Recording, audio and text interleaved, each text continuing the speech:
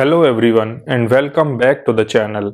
आई am Tonish और आज हम एक्सप्लोर करेंगे प्योर थ्योरी ऑफ लॉ को, जो लीगल पॉजिटिविज्म का एक रिवोल्यूशनरी कंसेप्ट है जिसे ऑस्ट्रेलियन जूरिस्ट हंस केल्सन ने डेवलप किया है।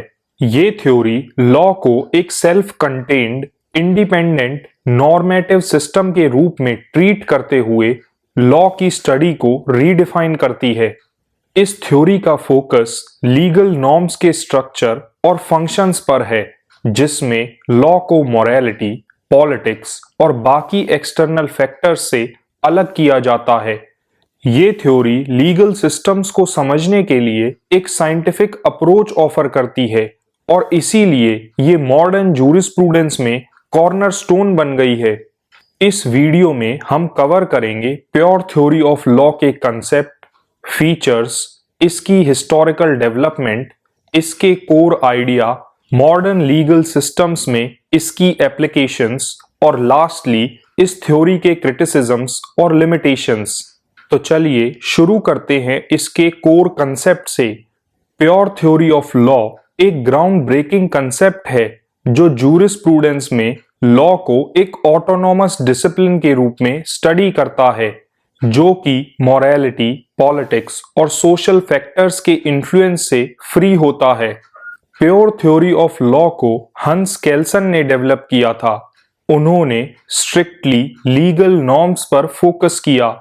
ये थ्योरी लॉ को एक नॉर्मेटिव सिस्टम के रूप में दिखाती है जो बिहेवियर के रूल्स प्रिस्क्राइब करती है और एथिक्स या सोशियोलॉजी जैसे फील्ड से अलग है। अगर बात करें इस थ्योरी के कंसेप्ट की, तो इस थ्योरी के हिसाब से लॉ एक नॉर्म्स का सिस्टम है जहां हर नॉर्म अपनी वैलिडिटी हायर नॉर्म से डिराइव करता है। इसका एम है लॉ का प्योर एनालिसिस देना जो एक्सटर्नल इन्फ्लुएंस जैसे मॉरल या पॉलिटिकल कंसीडरेशन से फ्री हो। फॉर एग्जाम्पल, एक स्टैट्यूट अपनी वैलिडिटी कॉन्स्टिट्यूशन से डिराइव करता है जो लीगल सिस्टम का फाउंडेशनल नॉर्म होता है। ये कंसेप्ट इस बात पर एम्फसाइज करता है कि हमें लॉ को ऐसे स्टडी करना चाहिए जैसा वो है, ना कि जैसा लॉ को होना चाहिए, ताकि ऑब्जेक्टिविटी और साइंटिफिक रिगर मेंटेन रहे। चलिए अब बात करते हैं इस थ्योरी के कुछ की फीचर्स की। फर्स्ट है इसका नॉर्मेटिव सिस्टम। इस थ्योरी के अंडर लॉ को एक हायरार्की ऑफ नॉर्म्स के रूप में देखा जाता है, जहां हर नॉर्म अपनी वैलिडिटी अपने से सुपीरियर नॉर्म से डिराइव करता है। For example, judicial decisions valid होते हैं क्योंकि वो स्टैट्यूटरी लॉज के साथ अलाइन करते हैं, जो कि कॉन्स्टिट्यूशन के प्रिंसिपल्स के साथ अलाइन होते हैं। इसका सेकंड की फीचर है separation of law and morality. Law को मॉरल या एथिकल जजमेंट से इंडिपेंडेंट माना जाता है। फॉर एग्जाम्पल, एक लॉ जो अनफेयर या अनएथिकल माना जा सकता है, लेकिन अगर वो लीगल फ्रेमवर्क के साथ कंप्लाई करता है तो वो वैलिड रहेगा। थर्ड फीचर है focus on the grundnorm. Grundnorm वो अल्टीमेट सोर्स होता है जो सारे नॉर्म्स की वैलिडिटी डिसाइड करता है। फॉर एग्जाम्पल, ज्यादातर कंट्रीज में कॉन्स्टिट्यूशन को ग्रुंड नॉर्म माना जाता है। और फोर्थ फीचर है इस थ्योरी की ऑब्जेक्टिविटी और scientific approach. Pure theory law को उसके स्ट्रक्चर और फंक्शन पर फोकस करते हुए बिना किसी सब्जेक्टिव बायस के एनालाइज करती है। प्योर थ्योरी के ये सभी फीचर्स इसकी कमिटमेंट को हाईलाइट करते हैं कि लॉ को एक सेल्फ कंटेन्ड डिसिप्लिन के रूप में ट्रीट किया जाना चाहिए, ताकि उसकी एनालिसिस में क्लैरिटी और प्रिसिजन इंश्योर हो सके। चलिए अब बात करते हैं इस थ्योरी की हिस्टोरिकल डेवलपमेंट की। प्योर थ्योरी ऑफ लॉ को 20th सेंचुरी की शुरुआत में डेवलप किया गया था, जब लॉ की ऑब्जेक्टिव और साइंटिफिक स्टडी की जरूरत थी, और इस मूवमेंट को लीड किया हंस केल्सन ने, जिनकी कॉन्ट्रीब्यूशंस जूरिस्प्रूडेंस में एक नई क्रांति लाई। प्योर थ्योरी ऑफ लॉ तब उभरी जब लॉ की स्टडी मॉरलिटी, पॉलिटिक्स और सोशल फैक्टर्स से काफी इन्फ्लुएंस हो रही थी। हंस केल्सन का गोल था कि एक ऐसी थ्योरी बनाई जाए जो सिर्फ लीगल सिस्टम को एक नॉर्मेटिव फ्रेमवर्क के रूप में देखे और जो एक्सटर्नल इन्फ्लुएंसेस से इंडिपेंडेंट हो। ये थ्योरी 20th सेंचुरी की शुरुआत में डेवलप हुई और ये थ्योरी उन प्रीवियस जूरिस्प्रूडेंशियल अप्रोचेस के रिस्पॉन्स में थी जिसमें लॉ को एथिक्स और पॉलिटिक्स के साथ मिक्स किया गया था। फॉर एग्जाम्पल, उस टाइम पर नेचुरल लॉ थ्योरी डोमिनेंट थी जो मॉरलिटी पर फोकस करती थी, लेकिन केल्सन का एम था कि एक प्योर साइंटिफिक अप्रोच एस्टेब्लिश की जाए। केल्सन का विजन था कि लॉ की स्टडी को साइंस के लेवल तक ले जाया जाए, जहां उसे बिना किसी सब्जेक्टिव और एक्सटर्नल इन्फ्लुएंस के स्टडी किया जाए। केल्सन ने इस थ्योरी को अपने work pure theory of law और general theory of law and state में फॉर्मलाइज किया। उन्होंने ग्रुंड नॉर्म या बेसिक नॉर्म का कंसेप्ट इंट्रोड्यूस किया, जो कि सभी लीगल नॉर्म्स की वैलिडिटी की फाउंडेशन था।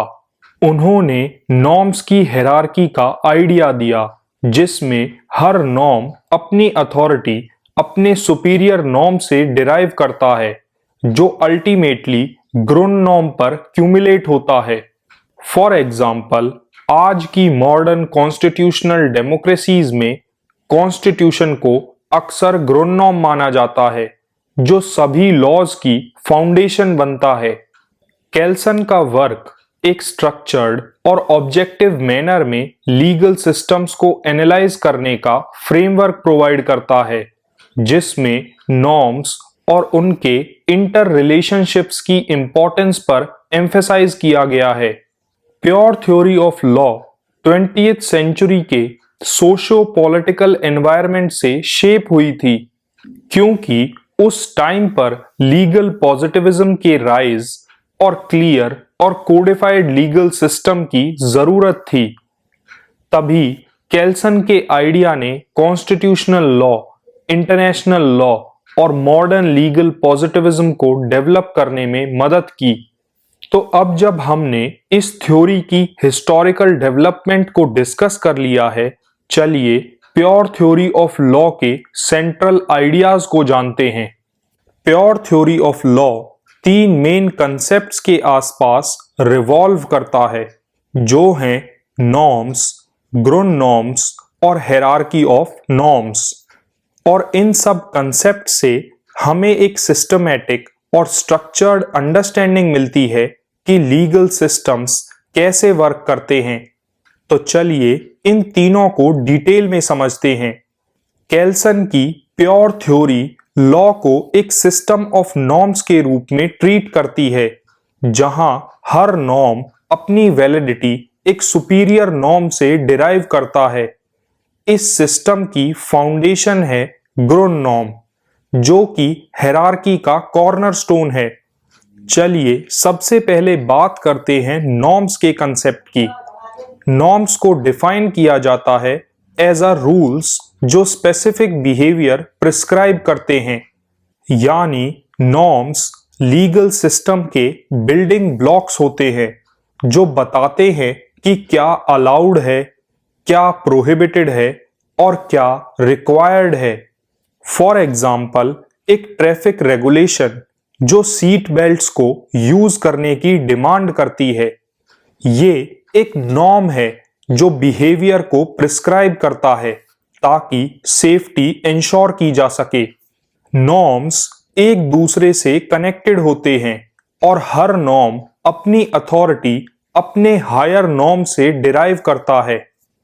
प्योर थ्योरी में नॉर्म्स को मोरालिटी या एथिक्स के बेसिस पर इवेलुएट नहीं किया जाता, बल्कि उन्हें उनकी लीगल वैलिडिटी के बेसिस पर इवेलुएट किया जाता है। चलिए अब बात करते हैं सेकंड सेंट्रल आइडिया की, जो है ग्रुंड नॉर्म। ग्रुंड नॉर्म सभी नॉर्म्स के लिए अल्टीमेट सोर्स ऑफ वैलिडिटी होता है, जो हर लीगल सिस्टम में सबसे ऊपर माना जाता है। ये एक प्री सपोज नॉर्म है जो लीगल ऑर्डर की फाउंडेशन बनता है। For example, modern legal systems में कॉन्स्टिट्यूशन को ग्रुन नॉर्म माना जाता है जो सारे दूसरे लॉज को वैलिडेट करता है। ग्रुन नॉर्म खुद किसी हायर नॉर्म से डिराइव नहीं होता, बल्कि इसे लीगल सिस्टम का स्टार्टिंग पॉइंट माना जाता है। ग्रुन नॉर्म एक थ्योरेटिकल कंस्ट्रक्ट है, लेकिन इसकी प्रैक्टिकल एप्लीकेशन हमें कॉन्स्टिट्यूशनल लॉ में देखने को मिलती है, जहां कॉन्स्टिट्यूशन सभी सबऑर्डिनेट लीगल नॉर्म्स को वैलिडेट करता है। चलिए अब बात करते हैं थर्ड सेंट्रल आइडिया की, जो है the hierarchy of norms. Legal norms एक हायरार्कियल ऑर्डर में स्ट्रक्चर्ड होते हैं, जहां हर नॉर्म अपनी वैलिडिटी एक हायर नॉर्म से डिराइव करता है। फॉर एग्जाम्पल, एक लीगल सिस्टम में कॉन्स्टिट्यूशनल प्रोविजंस स्टैट्यूट को वैलिडेट करते हैं और सिमिलरली वो स्टैट्यूट्स, रेगुलेशंस और एडमिनिस्ट्रेटिव रूल्स को वैलिडेट करते हैं। ये हायरार्की लीगल सिस्टम में कंसिस्टेंसी और कोहेरेंस इंश्योर करती है, जहां सारे नॉर्म्स अपनी अथॉरिटी ग्रुन नॉर्म से डिराइव करते हैं। ये हायरार्कियल स्ट्रक्चर लॉ के बीच कॉन्फ्लिक्ट्स को रिजॉल्व करने में हेल्प करता है और ये इंश्योर करता है कि सभी सबऑर्डिनेट नॉर्म्स सुपीरियर नॉर्म्स के साथ अलाइंड रहें। अगर हम बात करें इन तीनों आइडियाज की प्रैक्टिकल इम्प्लीकेशंस की, तो ग्रुन नॉर्म का कंसेप्ट कॉन्स्टिट्यूशनल सुप्रीमेसी को रीइंफोर्स करता है और कोर्ट्स इस हायरार्की ऑफ नॉर्म्स का यूज करते हैं लॉज की वैलिडिटी डिटरमाइन करने के लिए और उन लॉज को स्ट्राइक डाउन करने के लिए जो हायर नॉर्म्स से कॉन्फ्लिक्टिंग हैं। प्योर थ्योरी ऑफ लॉ की ये स्ट्रक्चर्ड अप्रोच लीगल एनालिसिस में कंसिस्टेंसी और ऑब्जेक्टिविटी इंश्योर करती है। तो अब जब हमने इन कंसेप्ट्स को अच्छे से समझ लिया है, चलिए देखते हैं कि ये प्रैक्टिकली मॉडर्न लीगल सिस्टम में कैसे अप्लाई किए जाते हैं। इस थ्योरी के कंसेप्ट्स को हम कॉन्स्टिट्यूशनल फ्रेमवर्क्स, जुडिशियल प्रोसेसेस और इंटरनेशनल लॉ में देख सकते हैं। तो चलिए सबसे पहले बात करते हैं कॉन्स्टिट्यूशनल फ्रेमवर्क्स की। ग्रुन नॉर्म्स मॉडर्न स्टेट्स में कॉन्स्टिट्यूशनल सुप्रीमेसी के कंसेप्ट से अलाइन होते हैं। फॉर एग्जाम्पल, ज्यादातर डेमोक्रेसीज में कॉन्स्टिट्यूशन सुप्रीम लॉ होता है, जो बाकी सभी लीगल नॉर्म्स का बेस होता है। इससे ये इंश्योर होता है कि लॉज और रेगुलेशंस कॉन्स्टिट्यूशनल प्रिंसिपल्स के साथ कंसिस्टेंट हों, ताकि लीगल सिस्टम्स की इंटीग्रिटी मेंटेन रहे। तो जैसा हमने डिस्कस किया कि कॉन्स्टिट्यूशंस स्टैट्यूट्स को वैलिडेट करते हैं और स्टैट्यूट्स सबऑर्डिनेट लॉज को वैलिडेट करते हैं, इसमें हमें प्योर थ्योरी की नॉर्म्स की हायरार्की देखने को मिलती है। चलिए अब बात करते हैं इसकी सेकंड एप्लीकेशन की, जो हमें देखने को मिलती है जुडिशियल इंटरप्रिटेशन और रिव्यूज में। कोर्ट्स नॉर्म्स की हायरार्की को अप्लाई करते हैं ताकि लॉ के बीच के कॉन्फ्लिक्ट्स को रिजॉल्व किया जा सके। फॉर एग्जाम्पल, जुडिशियल रिव्यू जो कोर्ट्स को ये अलाउ करता है कि वो ऐसे स्टैट्यूट्स या रेगुलेशंस को स्ट्राइक डाउन कर सकती हैं जो कॉन्स्टिट्यूशनल प्रोविजंस को वायलेट करते हैं। ये रीइंफोर्स करता है कि सभी लॉज अपनी वैलिडिटी ग्रुन नॉर्म से डिराइव करते हैं और साथ ही ये लीगल कंसिस्टेंसी को प्रमोट करता है। और सिमिलरली जुडिशियल इंटरप्रिटेशन, जो कि केल्सन के फ्रेमवर्क पर बेस्ड है, वो ये इंश्योर करती है कि laws higher norms, particularly constitutional principles के साथ कंसिस्टेंट रहें। चलिए अब बात करते हैं इंटरनेशनल लॉ की। केल्सन का नॉर्म्स पर एम्फेसिस इंटरनेशनल लीगल फ्रेमवर्क्स की डेवलपमेंट को इन्फ्लुएंस करता है। फॉर एग्जाम्पल, ट्रीटीज और international agreements often hierarchical structure में होते हैं, जिसमें over reaching principles specific rules को गाइड करते हैं। ये हायरार्कियल अप्रोच इंश्योर करती है कि इंटरनेशनल लॉ कोहेरेंट हो और डिफरेंट ज्यूरिसडिक्शंस में एनफोर्सिएबल हो। और फोर्थ एप्लीकेशन दिखती है कोडिफिकेशन एंड लीगल सिस्टम्स में। प्योर थ्योरी का स्ट्रक्चर पर फोकस मॉडर्न लीगल सिस्टम्स में लॉ की कोडिफिकेशन को इंस्पायर करता है। For example, comprehensive legal codes जैसे कि भारतीय न्याय संहिता या फिर फ्रांस का सिविल कोड इस थ्योरी के सिस्टमैटिक ऑर्गेनाइजेशन और क्लैरिटी पर एम्फेसिस को रिफ्लेक्ट करते हैं। लॉ की कोडिफिकेशन ये इंश्योर करती है कि लॉज एक्सेसिबल, एनफोर्सिएबल और लीगल हायरार्की के कंसिस्टेंट हों। केल्सन के ये प्रिंसिपल्स ना सिर्फ नेशनल लीगल सिस्टम्स को बल्कि इंटरनेशनल फ्रेमवर्क्स को भी इन्फ्लुएंस करते हैं। ये प्रिंसिपल्स लॉ मेकिंग और उसकी एनफोर्समेंट में कोहेरेंस और कंसिस्टेंसी को इंश्योर करते हैं। तो अब जब हमने इन सभी प्रिंसिपल्स को और इनकी एप्लीकेशंस को जान लिया है, चलिए बात करते हैं प्योर थ्योरी ऑफ लॉ की क्रिटिसिज्म्स और इसकी लिमिटेशंस की। प्योर थ्योरी ऑफ लॉ ने जूरिस्प्रूडेंस को एक नई दिशा दी है, क्योंकि इसने लीगल सिस्टम्स को समझने के लिए एक साइंटिफिक अप्रोच प्रोवाइड की। लेकिन इसके अपने कुछ क्रिटिसिज्म्स भी हैं। स्कॉलर्स ने इसके थ्योरेटिकल और प्रैक्टिकल इम्प्लीकेशंस पर कुछ सवाल उठाए हैं। ये थ्योरी लॉ को मॉरलिटी, पॉलिटिक्स और बाकी एक्सटर्नल फैक्टर्स से अलग करती है और इसका मकसद लॉ को ऑब्जेक्टिवली एनालाइज करना है। लेकिन इस सेपरेशन ने काफी क्रिटिसिज्म्स को अट्रैक्ट किया है। चलिए सबसे पहले हम इसकी मॉरलिटी और जस्टिस को एक्सक्लूड करने वाली अप्रोच पर ही बात करते हैं।